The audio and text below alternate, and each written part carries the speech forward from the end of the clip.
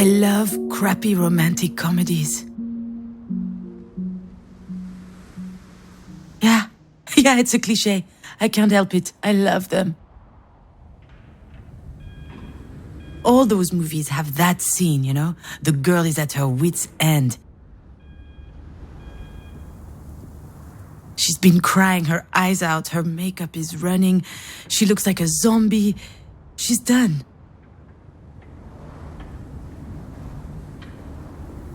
Which is when Ryan Gosling knocks on her door to coax her out.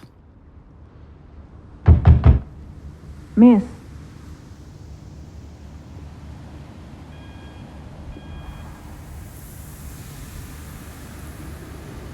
Ah, shit.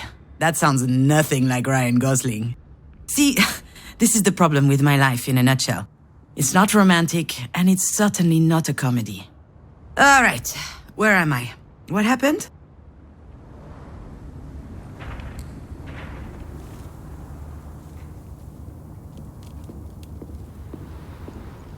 Oh yeah, the hospital. I felt woozy, and then really, really hot. And I guess that I fainted?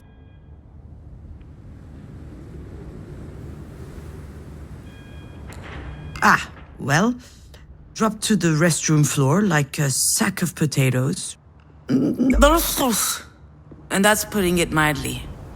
I'll be alright, though. Are you sure? As if I could be sure of anything. Still, I should probably update my guardian angel. Actually, now that I think about it, maybe if I have to spend one more second lying on this filthy floor... Yes, I'm sure. I'm good. I just had a little bit of a moment. A big moment. But it's over now. Sorry, I ducked out. I'm already feeling much, much better.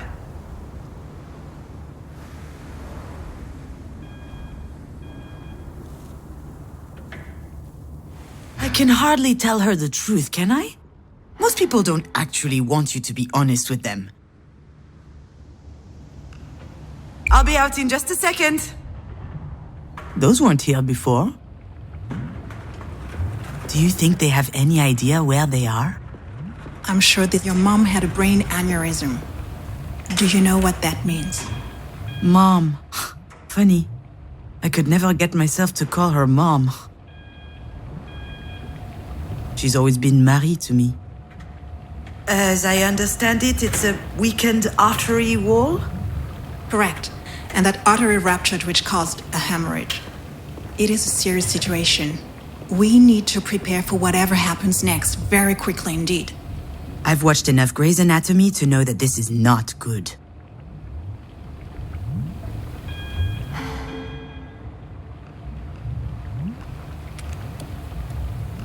Serious? What can I do? Anything related to medical care will be my team's responsibility. But you are her trusted advocate. I'm sorry, you should be her what aware. now? Do you not remember? This is the reason we called you. We have your name and your number, which means that you signed the release. I have no idea what she's talking about. And since she is not able to express her will, it falls to you to speak on her behalf.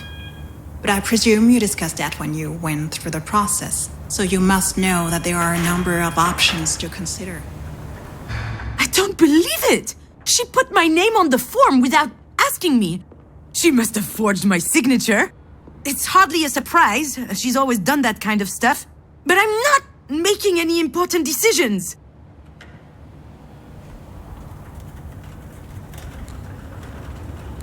I've had my share of this kind of responsibility, and it didn't turn out well. However, my dear mother doesn't seem to understand. After all we've been through, what makes her think that I can make the right decision? Pitting us against one another at a time like this, that's exactly what my mother would do. I feel trapped, like a fish in a barrel. Oh, come to think of it, I would love that. Fear me, sharks, for I am the terror of the oceans. That reminds me of the nickname I got during swim class in middle school. Sea hag. Haters, all of them. I'm sorry, Miss Fortin. Demange. I went back to my maiden name. I'm sorry, that wasn't in your file. Listen, I understand that this is all very sudden, but we don't have a lot of time. We need to focus. We do indeed.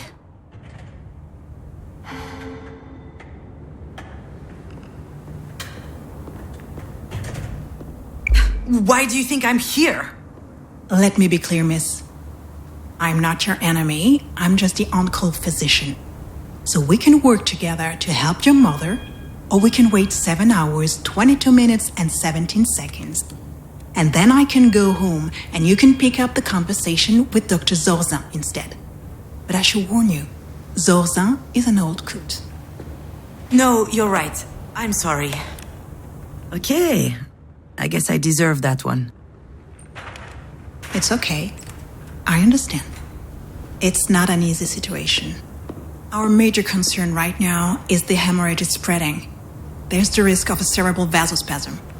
That is a complication which could severely affect her brain.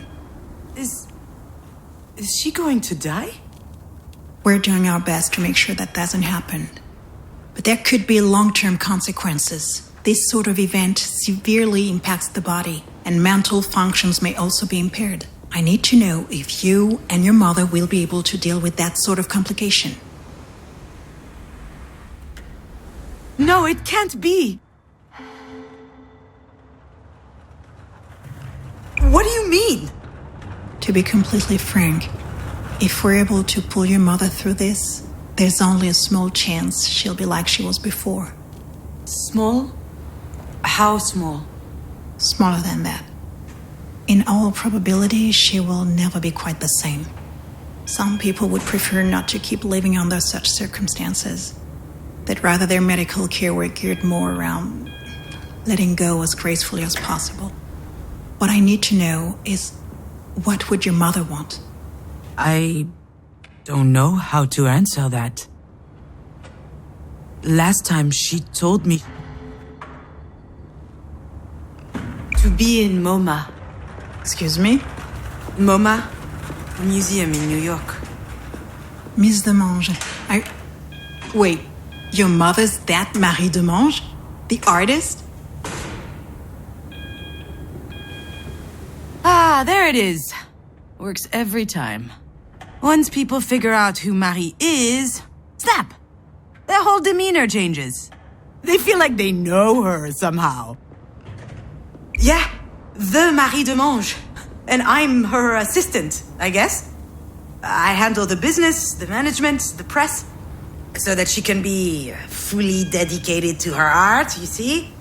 Anyway, the other day, I got a call from Centre Pompidou. They want to do a retrospective on her life and work. Can you imagine? The billboards, the crowds, the press, the whole shebang. And I'm like, hell yeah! I hop into my car, I rush over to tell her, I run into the workshop, yelling, and you know what she said? Did you hear from Mama? Ugh. Someone had told her they were considering her self-portrait 8, a canvas from her latest series. A whole exhibit in Paris, on the other hand, she didn't care. So, that's my mother.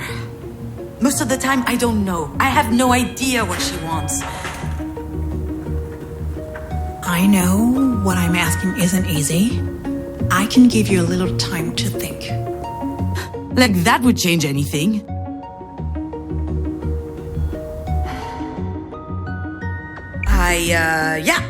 I suppose I need to think about it. I'm sorry, I gotta go.